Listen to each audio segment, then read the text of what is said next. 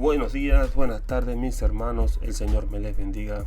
Estamos acá nuevamente en el canal Preparando el Pueblo para Jesucristo. Les traemos el siguiente tema con relación a nuestra serie El Neopentecostalismo, pero esta vez la vamos a estar analizando desde un contexto cultural y nos vamos a estar enfocando en un pasaje bíblico, el cual es Mateo 11, versículo 7 al versículo 19. Mientras ellos se iban, comenzó Jesús a decir de Juan a la gente: ¿qué salisteis a ver al desierto? ¿Una caña sacudida por el viento? ¿O qué salisteis a ver? ¿A un hombre cubierto de vestiduras delicadas? He aquí los que llevan vestiduras delicadas en la casa de los reyes están. Pero, ¿qué salisteis a ver? ¿A un profeta? Si os digo, y más que profeta, porque este es de quien está escrito: he aquí yo envío mi mensajero delante de tu faz, el cual preparará tu camino delante de ti. De cierto os digo, entre los que nacen de mujer no se ha levantado otro mayor que Juan el Bautista, pero el más pequeño en el reino de los cielos mayor es que él. Desde los días de Juan el Bautista hasta ahora, el reino de los cielos sufre violencia, y los violentos lo arrebatan, porque todos los profetas y la ley profetizaron hasta Juan. Y si queréis recibirlo, él es aquel Elías que había de venir. El que tiene oídos para oír, oiga. Mas, ¿a qué compararé esta generación? Es semejante a los muchachos que se sientan en las plazas y dan voces a su compañero diciendo: os tocamos flauta y no bailasteis, os endechamos y no lamentasteis. Porque vino Juan, que no comía ni bebía, y dicen: demonio tiene. Vino el Hijo del Hombre, que come y bebe, y dicen: he aquí un hombre comilón y bebedor de vino, amigo de publicanos y de pecadores. Pero la sabiduría es justificada por sus hijos.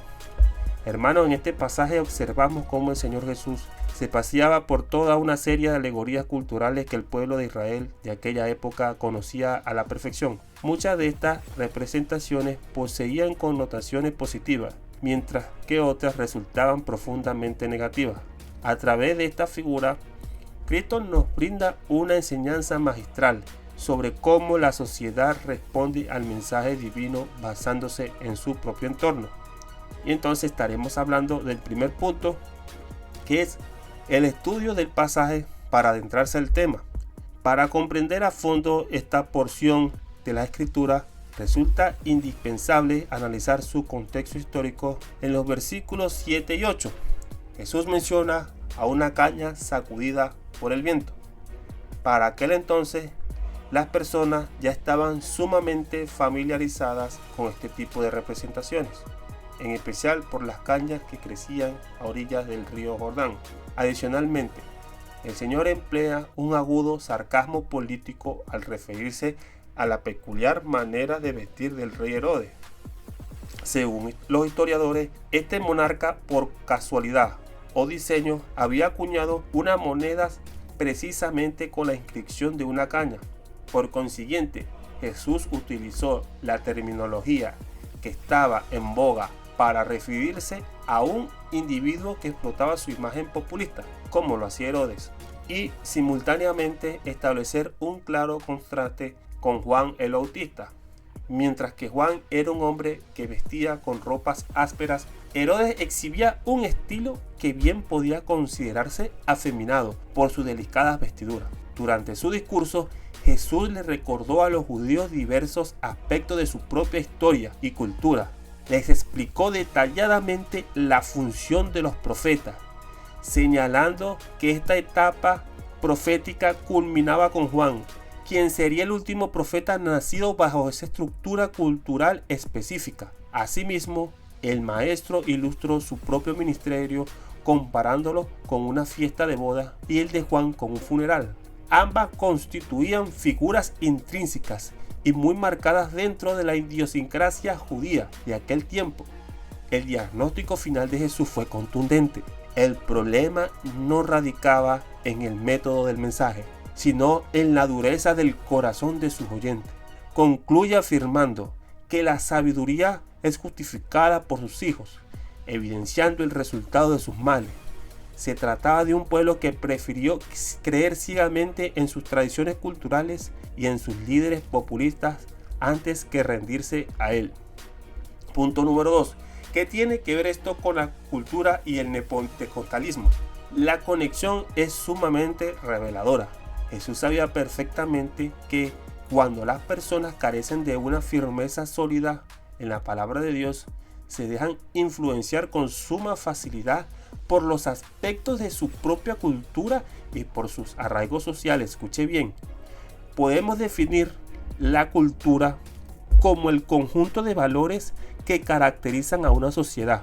El Señor dejó claro que para aquella generación sus hábitos adquiridos resultaban mucho más importantes que el mensaje predicado por Juan el Bautista o por él mismo. Por esta razón es fundamental entender cómo en la actualidad los líderes carismáticos utilizan frecuentemente la cultura como un arma estratégica para cumplir sus propios objetivos organizacionales.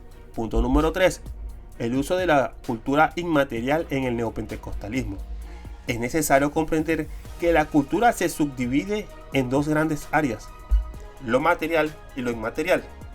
Esta última se sostiene a través de los valores, las creencias, las normas, el lenguaje, las formas de comunicación y los símbolos. Todo esto representan valores cognitivos que una sociedad va asimilando progresivamente. Tristemente, el neopentecostalismo utiliza esta cultura inmaterial de la misma forma en que los hacían los jerarcas de la era cristiana. Buscan agradar a las masas mediante acciones netamente culturales, adaptando sus posturas a la cosmovisión particular de cada habitante. Al igual que en la época de Cristo, donde la multitud un día escuchaba atentamente a Juan y al otro día permitía su decapitación, hoy vemos esa misma volatilidad manipulada, como también un día podían estar matando a espada a Jacobo para agradar al pueblo, como al otro día también podía estar metiendo preso a Pedro para también agradar al pueblo judío. Entonces, estos movimientos se dedican a estudiar meticulosamente cada aspecto de la idiosincrasia popular para ir ejerciendo dominio. De este modo, establecen estructuras de poder que están lo más alejados posible de la sana doctrina, pero perfectamente diseñadas para subyugar a las personas. Logran este control manipulando a través de los nacionalismos excesivos, reinterpretando símbolos o apelando a las ideas preconcebidas de los grupos que intentan alcanzar o que ya han cautivado. Punto número 4. El uso de la cultura material en el neopentecostalismo. Por otro lado, cuando hablamos de la cultura material nos referimos a la manifestación física y tangible de los valores y creencias de una sociedad. Esto abarca el arte, la arquitectura, la gastronomía, la vestimenta, la tecnología y las herramientas. Elementos que finalmente se traducen en un comportamiento visible.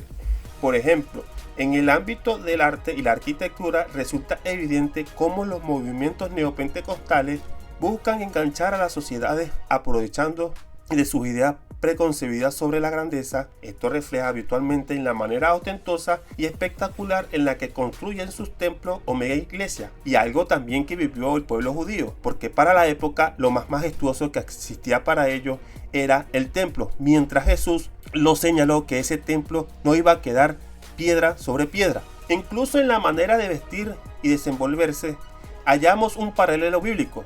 Recordemos cómo Jesús hizo el símil entre la lujosa vestimenta de Herodes y la austeridad de Juan. A las masas no parecía importarle verdaderamente el mensaje de Juan, pero sí tenían en alta estima a los jerarcas simplemente porque representaban una figura de autoridad imponente. Una superficialidad que Jesús se encargó de desenmascarar, incluso hasta llamar a los fariseos de la época sepulcros blanqueados, el cual no le servía a ninguno de ellos vestir con vestidura delicada de ningún tipo para no ocultar la verdadera inmundicia que tenían en sus corazones. El fenómeno neopentecostal comprende muy bien que atraer multitudes es un trabajo netamente carismático. Para ellos, exhibir majestuosidad, grandes números y opulencia es exactamente lo contrario. Precisamente por no ajustarse a los estándares de su cultura materialista, la gente lo tildaba de endemoniado a Juan. Punto número 5. ¿Qué podemos concluir? En primer lugar, debemos reconocer que nadie nace con una cultura aprendida. Esta se adquiere dependiendo del contexto donde cada individuo se desarrolla. Sin embargo, estos movimientos modernos son plenamente conscientes de que existen fuertes arraigos culturales a ese estilo de vida y los explotan hábilmente para triunfar y mantenerse vigentes como denominaciones. Otros aspectos culturales, como podrían ser el arte, en este caso la música, muy bien lo usan, como también muy bien puede funcionar, pero no podemos decir que lo que importa en realidad es la música.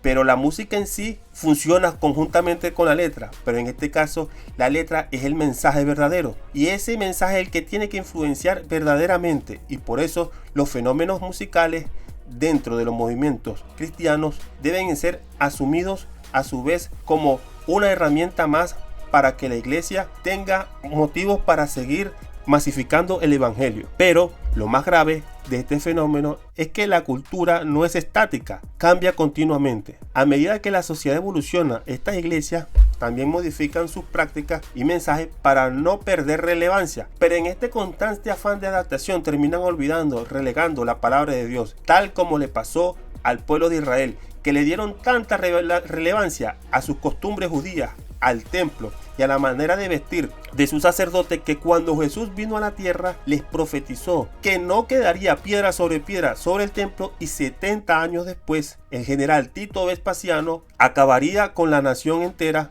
haciendo uno de los asedios más horripilantes de la época, porque murieron más de 3 millones de judíos y acabaron totalmente con el templo. Por consiguiente, si estas denominaciones obtienen los abrumadores resultados numéricos que exhiben, es precisamente porque carecen de una genuina cosmovisión del reino. Si al Señor Jesucristo le hubiera importado posicionarse como un líder carismático popular, fácilmente se habría puesto a la par del Sanedrín o del Imperio Romano para que su imagen atrayera la mayor relevancia posible y atraer todo el pueblo de Israel. Pero sucedió al contrario. Él, por la idiosincrasia o las comunidades judías de su tiempo, no las quiso aceptar, sino que hizo todo lo contrario. Entregó su vida para que las almas fueran verdaderamente salvas por medio de él. Hermanos, no nos debemos arrestar por las corrientes culturales de este siglo, ni deseemos lo equivocado, movidos por las necesidades temporales. Habrán cosas que funcionarán, porque no podemos decir que todo lo que tengamos en nuestra cultura es malo, pero habrán cosas que no sirven porque son netamente puestas por el hombre, y el hombre siempre buscará intereses particulares. Esos intereses crearán movimientos alejados de la palabra y a la larga hasta pueden convertirse en sectas, como fue el caso de Jim Jones y David Koresh, que empezaron siendo iglesias normales pero terminaron siendo suicidios para la colectividad que asistía a sus iglesias. Mantengámonos cimentados en las escrituras, no sin antes recordarles, mis hermanos, que Cristo viene pronto.